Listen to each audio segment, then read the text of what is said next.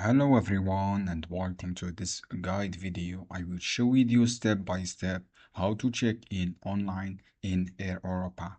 So all you have to do, follow me in this video. Go to Google, look for Air Europa. This is the keyword, and then you click on the first result here.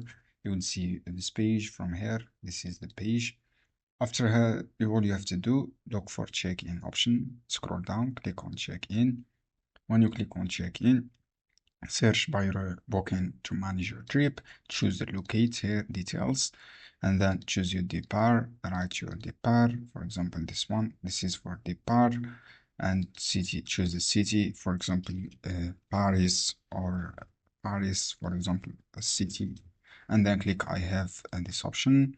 After that, click on search. You can also use ticket number to check in and then click search.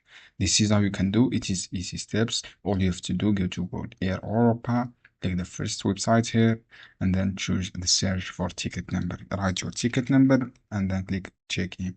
So friends, I have this guide helpful for you. Don't forget, give like and give share this video for more guide and